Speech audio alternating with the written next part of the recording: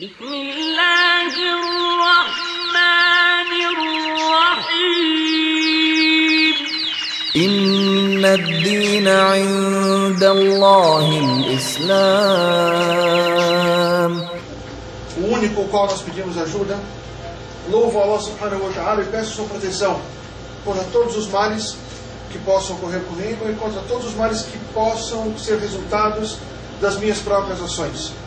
Testemunho que não existe divindade a não ser Allah subhanahu wa ta'ala, o único digno de adoração, e testemunho que o profeta Muhammad sallallahu alaihi wasallam é seu mensageiro. E peço para que a paz e as bênçãos de Allah estejam sobre o profeta Muhammad, sobre toda a sua família, sobre todos os seus companheiros e sobre todos aqueles que o seguem e seguem a sua orientação hoje e até o dia do juízo final.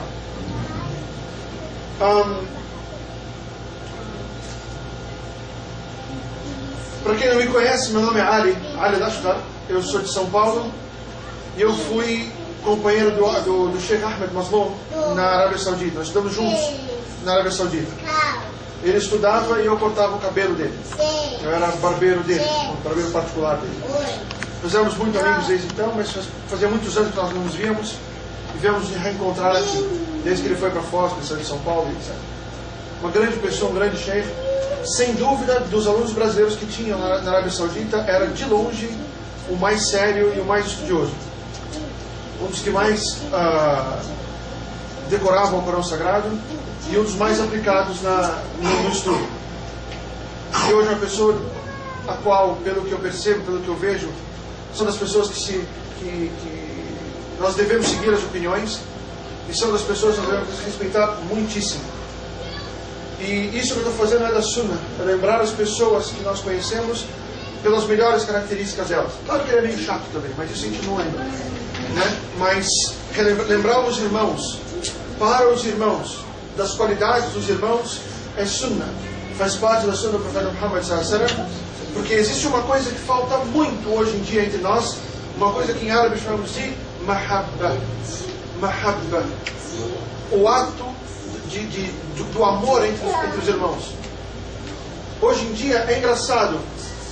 A gente vê os kufar, a gente vê aqueles que não são muçulmanos, aqueles que não sabem o que é amor, aqueles que não sabem o que é Allah subhanahu wa ta'ala, falando que fulano é amor, não sei quem é amor, e nós temos que ter amor, o amor entre os irmãos, e nos templos onde eles pregam al-kufr wal-ilhad, onde eles pregam a incredulidade e a ausência de Allah muitas vezes, eles pregam o amor entre eles, e nós vemos muitas vezes o amor entre eles, pelo menos nas atitudes. É claro que o que promove o amor entre os kufar não é Allah, o que promove o amor entre os kufar é o shaitan, não tem nenhuma dúvida. Allah prega o amor nos nossos corações, e isso está definido no Corão Sagrado e nas sunnahs do profeta Muhammad sallallahu alaihi wasallam. Existe amor nos nossos corações entre os irmãos, o que não existe é a prática desse amor, infelizmente. Hoje em dia, nós vemos muitas separações, muitas brigas, etc. Isso não pode acontecer, deve haver a mahabba, não só nos nossos corações, e a mahabba não é, veja bem, eu vou antecipar até o assunto que eu queria entrar hoje. O que é a fé? A fé não é aquilo que está no coração? Somente? Não é aquilo que está no coração? Não, a fé não é aquilo que está no coração. Quem me define o que é fé? Por favor. A prática do Islã. Essa é a segunda parte da fé. A terceira parte da fé, qual que é a primeira?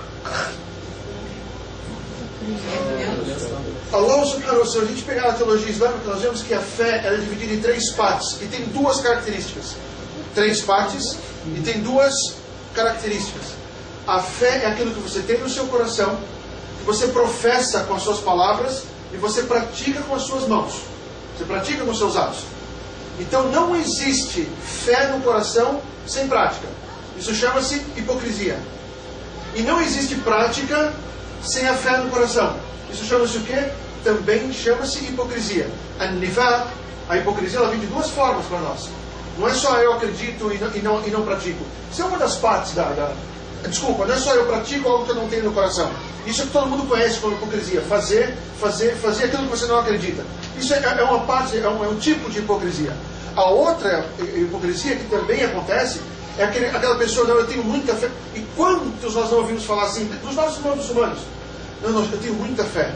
Inshallah, olha, Muita fé. Mas você não reza? Não precisa, eu tenho fé. Eu também não preciso fazer jejum, eu não preciso de jejum, eu não preciso ler o Corão. Por quê? Porque minha fé está aqui. Isso também é um tipo de hipocrisia. A fé que está aqui, ela tem que ser externada. Por isso, quem que traduz o significado de shahada? Shahadatu an la ilaha illallah wa shahadat anna Muhammadan Rasulullah. Shahada, o que significa shahada? As pessoas testemunham. Não. O que significa quando Allah subhanahu wa ta'ala diz no Corão Alimu al-ghayb wa shahada? O que significa? Ele é o sábio, ele é o conhecedor do ghaib, daquilo que está escondido, e da shahada, aquilo que está exteriorizado, aquilo que é externo. Quando Allah subhanahu wa ta'ala fala Alimu al-ghayb, é aquilo que está dentro do seu coração que ninguém vê. O alimu kamenshu Alimu al-shahada. Ele é conhecedor daquilo que você exterioriza, daquilo que você põe para fora. E isso chama shahadat an la ilaha illallah. O que significa shahada? Shahadat an la ilaha illallah? Exteriorizar la ilaha illallah, que é aquilo que você tem no coração.